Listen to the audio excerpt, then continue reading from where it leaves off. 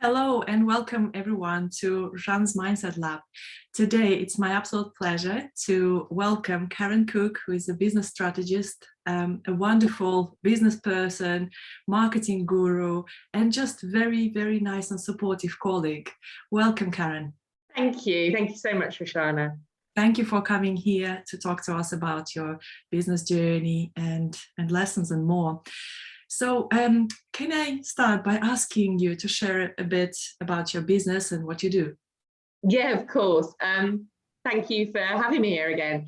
My name is Karen Cook and I'm a business strategist. I help small businesses, slightly larger than I used to work with perhaps, but I'll come on to that when I talk about my journey. I help small businesses to build growth plans, to work out how they want to attack their market, how they want to build sustainable growth, how they want to market themselves, what they want to be known for, how their products are structured.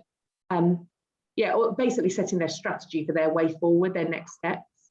Really interesting and very timely, isn't it? When marketing strategy is really important.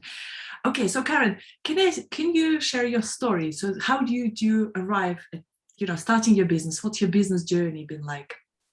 I mean, really, it started way further back than I ever considered. And I shared this on my Instagram a couple of years ago, I think, where I remember being in my early 20s, and I'm 44 now. I remember being about 22 and chatting with a colleague in a job I was doing at the time. If you had your dream career, what would it be? And I said, I'd be a troubleshooter. Like, I love that I was working in a network support role at the time, supporting a network of banks. And we used to go in and do audit recovery and all sorts of operational stuff. And I said, I'd love to kind of troubleshoot, go in before the audit and work out what I think could be done better or differently and help them make changes that avoid the problems, like more preventative. I'd love to be a troubleshooter. And that's kind of where I ended up. So my journey really started back then because I've always been quite solution orientated and quite in the detail of what could change. I worked at Lloyds Banking Group for 20 years, well, 2 days of 20 years.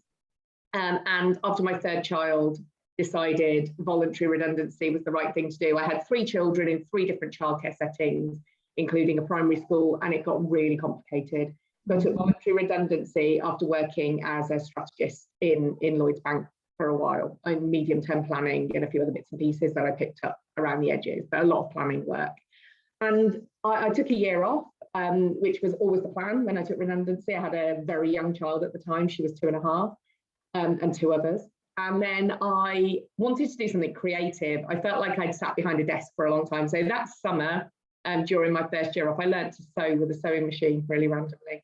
And developed a bit of a knack for it and set up a business called Stitched Up Mum, where I made loads of like unicorn bags, purses, pencil cases with clip-on coin purses, all sorts of stuff, and set up a small business selling those items and definitely over marketed it. I used it to almost play with social media a bit. And I ended up selling literally hundreds, several thousand items through school fairs and stuff that year. It was unbelievable. But I lost a bit of the love for it, being in a bit of a production line. And during the time that I've been setting up that business, I've been doing some sales courses and marketing courses. I'm marketing qualified, but I qualified when the question was, should this high street shop have a website? Do they need to be registered on yell.com? I mean, I did marketing years ago before digital was a big thing. So I was almost brushing up my knowledge, if you like, almost not re-qualifying, but just updating, which I think is always so important to stay up to date. And as I started doing some of the courses, it kind of woke up that thing in me of, oh, Karen, you know what, you're a strategist, this is what you are. Are you really a home-based sewing person or not? So I got asked to do some consultancy work at that point by a marketing agency I knew. And oh my gosh, I loved it. And it made me sit there and go, this is what you should be doing. This is what your role is. Remember who you are, kind of thing. And after redundancy, I think that wobble of, who are you? What do you want to do? I almost rebelled against doing what I did before, but I am who I am. And so I set up Plan and Grow at the time, which has morphed into Karen Cook. I spent 6 months networking really heavily, doing lots of keynotes, workshops, and lots of training. I did 6 months of really intensive learning. GDPR happened. I'd been a marketing compliance manager back in the day, so I helped quite a lot of small businesses with GDPR in Bristol. And that kind of got me established as somebody who could get into the detail, and I think I kind of embraced who I was a little bit and went with everything that I could bring to the table. And I did a year of really consistent, sustained marketing effort, did everything that I would talk to my clients about, and built a pipeline, and ended up working with hundreds of businesses in Bristol. I've been to Bristol and Bath. I was really lucky, really lucky, although worked very hard. So I don't, lucky as in I enjoyed who I work with. I don't think luck got me the clients, if I'm honest, but lucky to love it. I was really in the swing of it, ready to kind of up level it a little bit, and then COVID happened. And that was a real reality check for so many reasons. We'd had some personal stuff happen, personal loss stuff happen that had made me reevaluate anyway. And then COVID happened, and locked in the house with 3 young children for a long time. Nothing like that to reevaluate. And I pivoted my business at that point. I helped a lot of businesses pivot their businesses, and used my proper troubleshooting mind, and started working with a few bigger businesses at that point. So instead of brand new sole traders, which is where it had been my kind of sweet spot, I started getting called by slightly bigger businesses, more established, took on a lot of social media work to kind of keep my income coming in and to help those businesses manage what they were managing. And actually really enjoyed that. And I've retained some of that work to this day. I work on a few social media accounts, and quite a few, and love that, actually, really enjoy it more than I thought. During that pivot and working with larger businesses, I realized how much value I can add to a slightly larger business. And I've taken a couple of freelance roles on, I'm helping a big tech startup launch. They're launching next month. It's February now, so launching at the end of this month. And I've been sitting on their board as a strategist, still as a self-employed consultant, but really enjoyed that work, getting really into the operational planning. So I'd say now, as a rebranded Karen Cook strategist instead of Plan and Grow, I now work on operational plans quite a lot. I help businesses manage cash flow and understand which levers they can pull, and just, I work with less clients, but at a much deeper level. And I actually have a much better balance, and finally 3-4 years in, have a business I really love, genuinely love. So that's my journey. And I think it's, there's a lot of learning I've taken along the way, but that's where I started, and that's where I've ended up. Thank you so much for sharing. This is so interesting and insightful. And definitely been a journey. Yes, well, I have so many questions. So my first question about the journey is around, what was the mindset shift like from having a year out after 20 years in industry working for the big guys? And then what was how did you get the courage to actually register yourself and start that sewing business? It's been, the mindset thing has been massive through the whole journey. The mindset of taking voluntary redundancy was a real challenge for me. I loved my corporate job. I really enjoyed it. I knew at the heart of it, it didn't fit around my family. And I knew I couldn't do it forever in that sense. And it was part of the plan at that point that when I could take voluntary redundancy, to grab it with both hands and leave. But it knocked my confidence hugely. That year out I took, which was the right thing to do financially and everything, with taking redundancy as a whole myriad of financial stuff. And we were having a loft conversion done, so I helped project manage that. It was the right thing, and my kids were young. That was the whole point.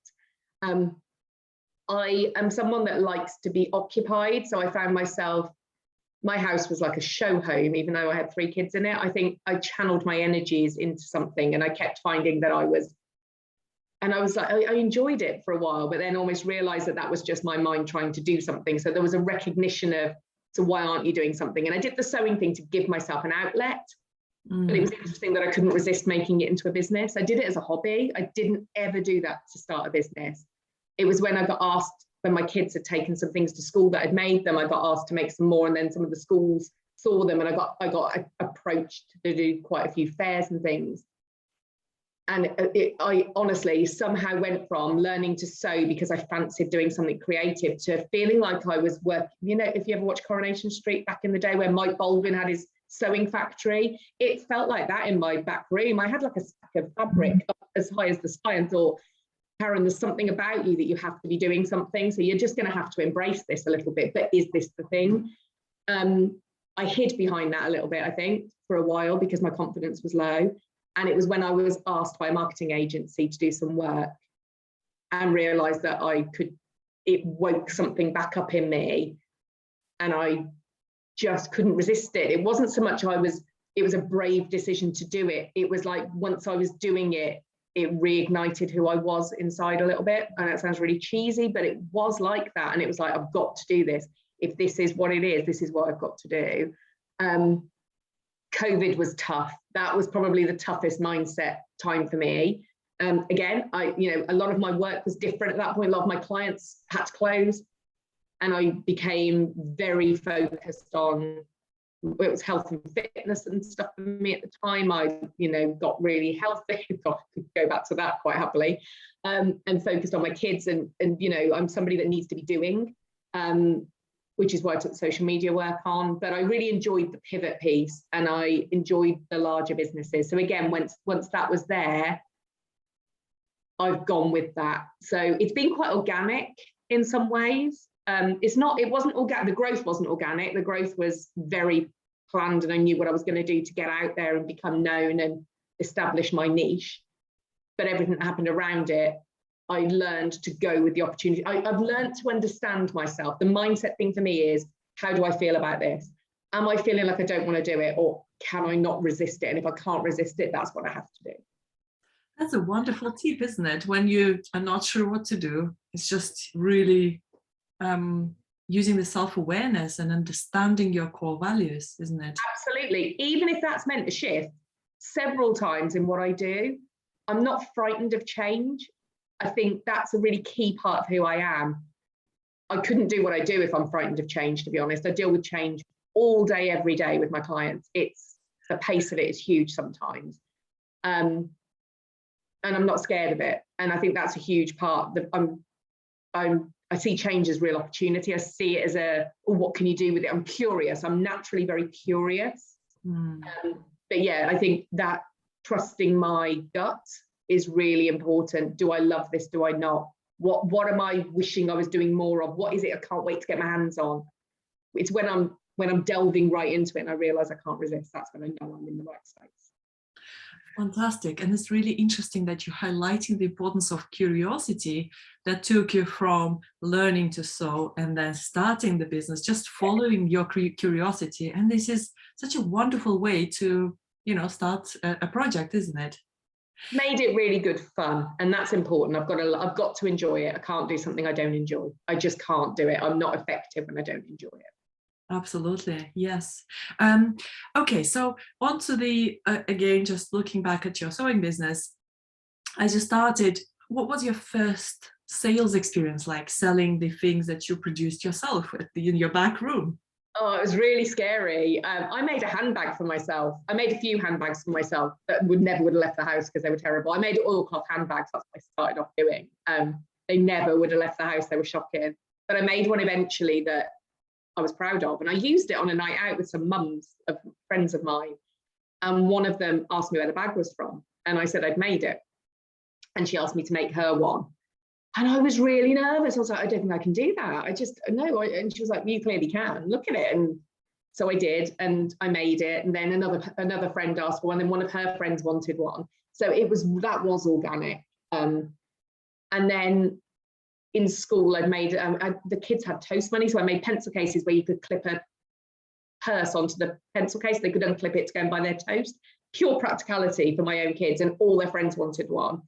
And then the schools started asking me about, could I do their fairs? Like the PTAs were asking because their kids had asked about these pencil cases. I really enjoyed selling on a stall at a fair. I thought it was really good fun. To be fair, I made loads of stuff covered in unicorns and stars and rainbows and hearts. It was hard not to have fun with it. And And I made some really nice like commissioned handbags. I made some things that meant a lot to people. They were quite personal. People who'd lost people and asked me to make things out of oilcloth with bobbins on and stuff. And that was really, it felt really special to do that stuff.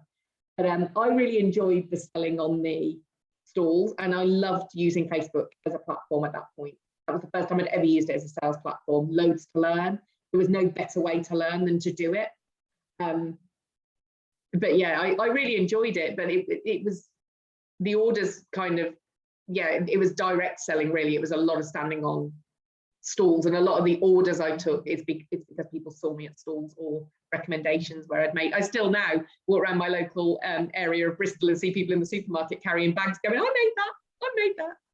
You don't know, but I made that. It's really weird. I still see them out on the high street, and it makes me smile every time. Fantastic. Wow. There's so much passion and curiosity and fun in it. It was fun. I really enjoyed it. It felt like it was a really good move out of Lloyds because it gave me something fun to do. And I think I probably needed that at that point. It was very of who I was at the time. That's lovely. And if you don't mind me asking, was it profitable? Yes, it was. Do you know, interestingly, people told me you can never make a homemaking business profitable. It was. It really was. I only did it for 4 months commercially, because I just realized I was just spending all hours sewing. So was it profitable? Yes. Was my hourly rate good? Probably not. But yeah, I did make profit. I was really surprised I made profit because I thought I wouldn't, because I gave no thought to pricing and stuff other than I'd read at the time, if you're going to make something, cost price times 3 to allow for an hourly rate. I'd read that and applied that logic. As I say, my hourly rate probably wasn't great on some of the items, but yeah, overall I did make quite a healthy profit over 4 months actually, but I worked hours, so I'm sure it wasn't profitable in terms of hourly rate. I'm sure that wasn't great, but on the tax return, it was profitable. Okay, yeah, thank you. That's lovely. And how did you make that decision to actually close that business? I know you mentioned that you got invited. So is it then, I'm making a conclusion that it's very important to keep expanding your network and stay in touch with your colleagues and your network? What's your... It is. So I closed the business. I closed for Christmas. I had a Christmas close date for final orders for Christmas. And I was feeling really pressured that I wasn't going to finish them. And I felt a real accountability. I always feel real accountability in everything I do. And I felt real accountability that people wouldn't have a Christmas present. So I closed for Christmas to allow me to finish. And I just never reopened because I then picked up the marketing work and I realised I didn't want to reopen. And that wasn't because of what I was earning on an hourly rate, although the marketing work was a lot more profitable. It was more that I didn't feel, I'd almost burned out, I think, with the sewing. I'd lost the love for it. It's still something I very rarely do. And it was something I love. And when I do it now, I love it. I just don't have as much time as I used to do it. But yeah, I just never reopened. Network's really important. I'd say now 90% of my work comes from referrals or recommendations. And I'm not massively active all over social media anymore. I did years of it and it's given me a pipeline, and I do the odd bit, but I'm not as active as we should be. And I know that. And my network has meant that I've never lost a pipeline. It's worked for me, but there was a huge amount of consistent, sustained effort for a good 2.5, 3 years in there. And it was a year or so before the pipeline started. And then another year after that, my referral network became really good. But even at the beginning, yeah, I was well established enough, well known enough and networked enough that I picked up work from people that just knew what I could do and asked if I was interested in picking up a few bits. Thank you so much for sharing this, Karen. I think it's invaluable because these days with the internet, with social media, I think a lot of messages that we receive that you can just, publish, get your website, get on social media. And it happens. Yeah, it happens, exactly. And you can start making this, whatever this trendy is, 10K months, right? Yeah. Yeah. Not, then you kind of feel like, what's wrong with me? Yeah, I think there's because social media is so instant and so it's so of the moment, in your pocket, changing by the minute. People think they post once and stuff happens. I think you need to do a year of consistent, sustained marketing effort on whichever platform that is that you choose, or whichever approach you're taking, I genuinely think you need to really put some sustained effort in. And I know that's not a popular opinion. And you can bypass some of that if you've got a lot of budget, because you can use Google AdWords and you can use advertising and all of that stuff. But in terms of whatever the trend is, and Rushana, you work in, you've got marketing qualifications. I genuinely think whatever the trend of the moment is, the core theory stays the same. People buy people when it comes to services. And I think networking, being well established, communicating, engaging is needed however you do it. And I think you need to be able to prove that you're in it for the long game and that you're consistent, really, to drive that level of referral business and recommendation business. Social media will take you a certain amount of the way, but it isn't instant, and it's part of the story, not the whole story. This is a nice way to put it. So you mentioned that for one whole year there was a lot of networking, putting yourself out there, working on the marketing. What kept you going, Karen? That I loved it. I like to present. I really enjoy presenting. So doing lots of keynotes worked really well for me. It was back in the days where you did have face-to-face networking happening much more regularly and rooms of people. I really enjoy that interaction. I like to present. It's something I've always done in my role when I was in Lloyds. So I'm not scared of doing it. I actually love it. I know a lot of people don't, but I always say, in my presentation about business growth, the one that I used to do a lot, I always say, do whatever you're really good at again and again and again, and do it in front of your ideal clients at every available opportunity. I knew at the time some of my competitors weren't as confident on camera, they weren't as confident presenting. They had their strengths and they played their strengths, and rightly so. And they have strengths I don't have. But I knew that was one of my strengths. So I did that and owned that space a little bit at that point. And I could answer questions. I will always take open questions. I'm happy to be asked anything. I did lots of online power hours and business clinics, ask me anything, to demonstrate that I can answer stuff. Some stuff needs prep, but I've got a really well-rounded business and marketing knowledge and a strategic mind. So I can answer questions and apply previous experience and knowledge to it. And that demonstrated a level of expertise, I guess. Yeah, I really like this formula then. So do what you love again and again and again in front of your ideal client and at every opportunity. Yeah, every opportunity. And I did that. I was constantly live on video.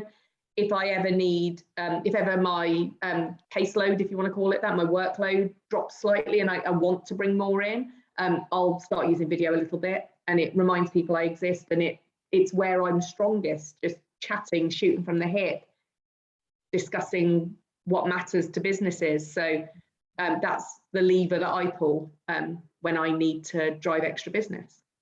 Fantastic.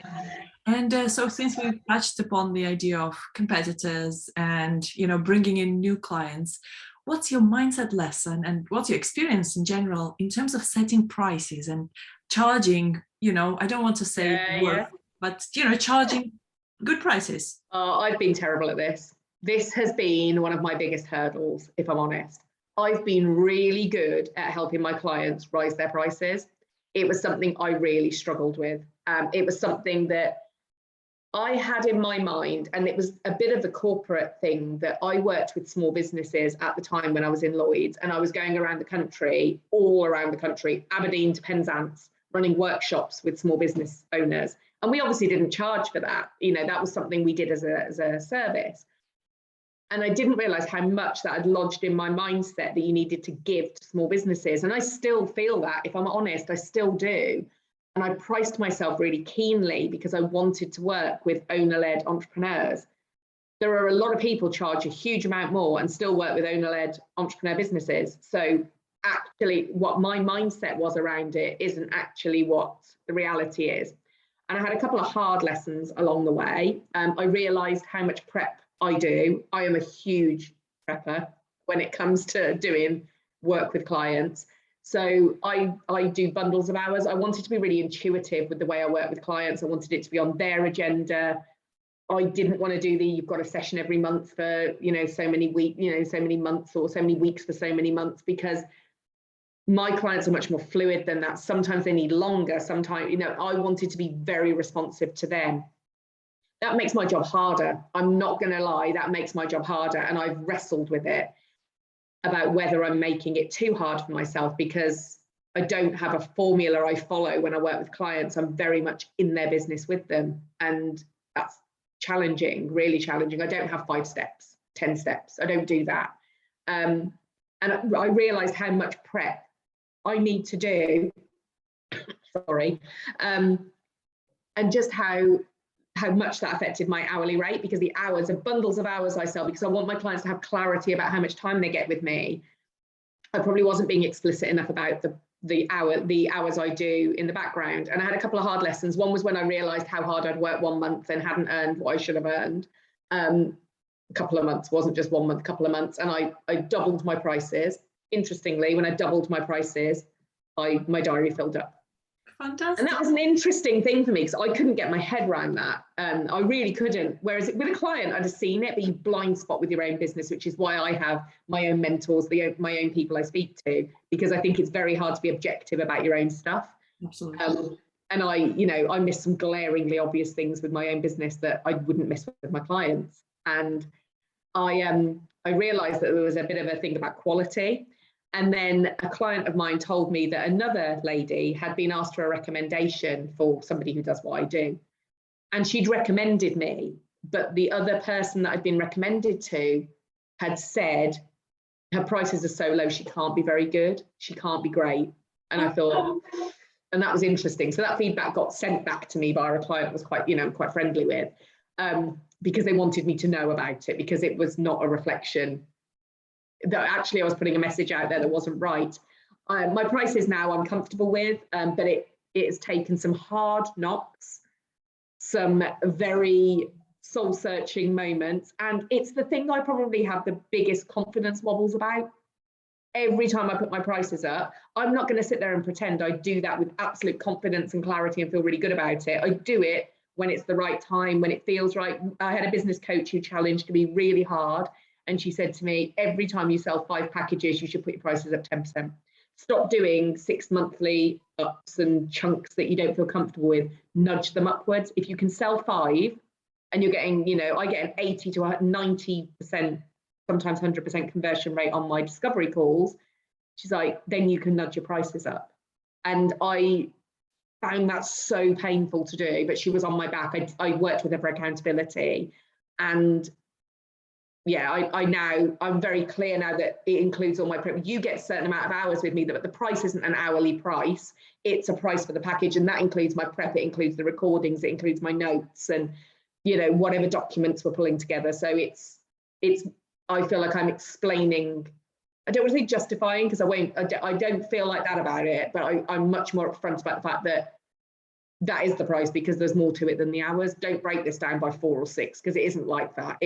You're getting stuff you don't even realize you're getting if you just look at it like that. But that's been my hardest battle. It is, and it's something most of my clients struggle with.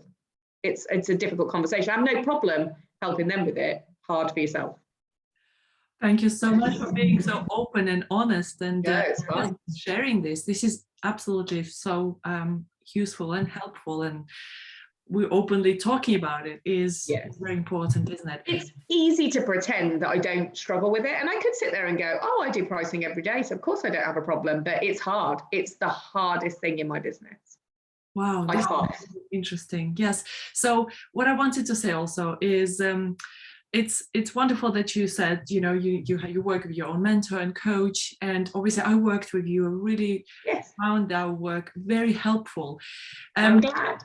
Yes, and it was wonderful. And to start with, I was thinking, I did marketing as an undergraduate degree, and I have a PhD in sales, but still.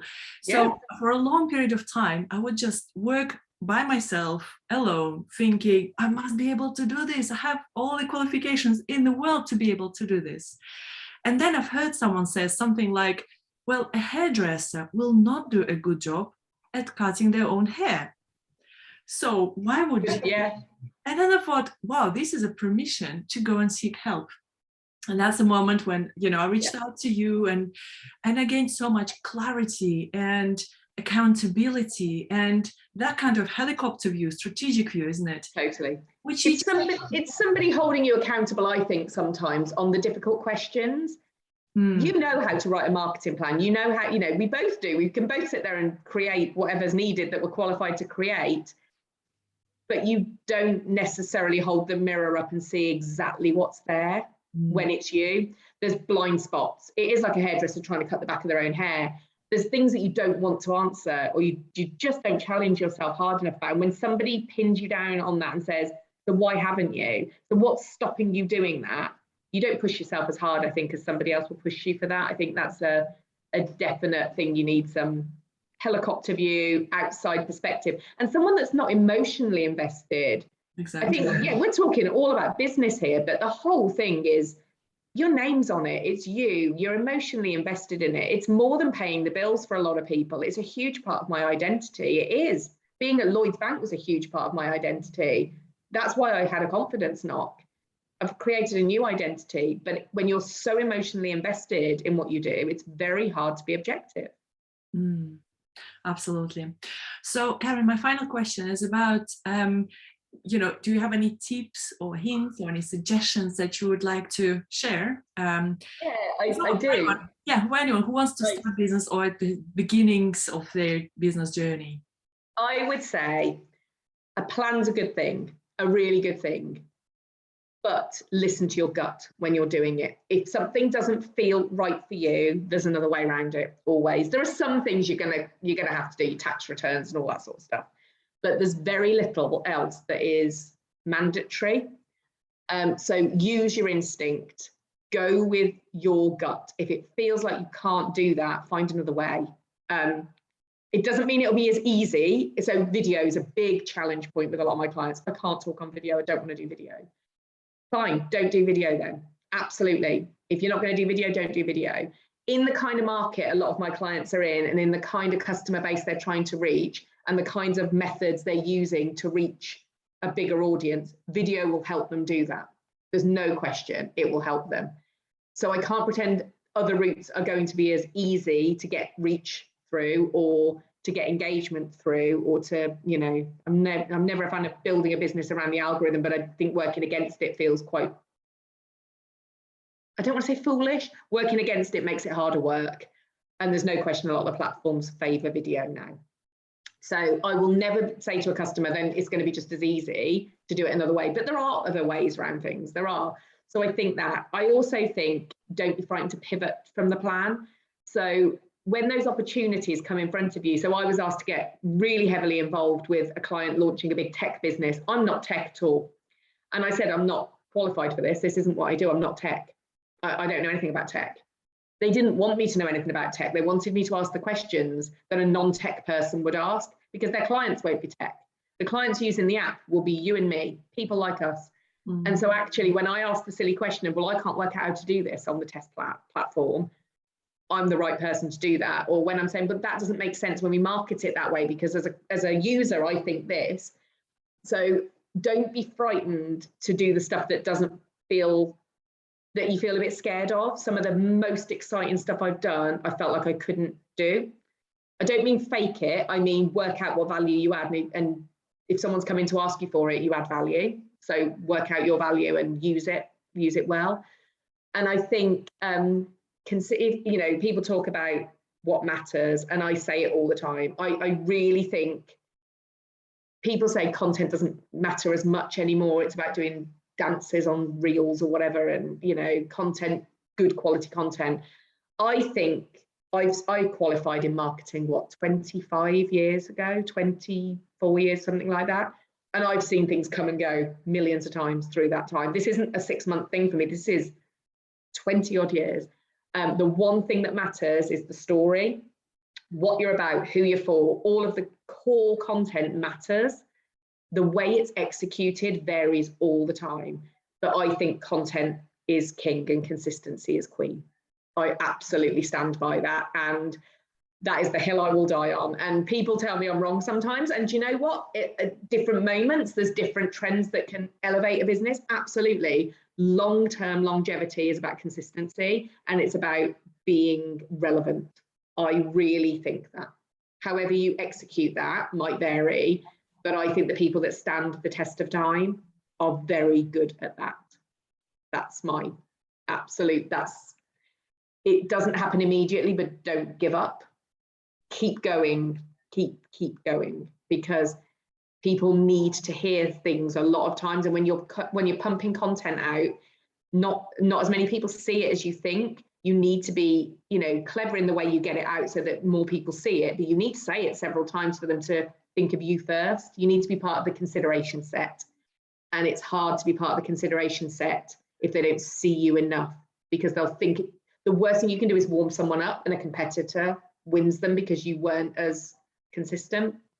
And that happens a lot. A lot of people in the early days came to me because other people didn't close their deals. They just weren't consistent enough. So they knew that something was important, but the amount of people that came to me at the beginning said, "Oh, I heard you say this," and I'm thinking, I didn't say that. And I was always clear. I never pretended I'd said something I hadn't said.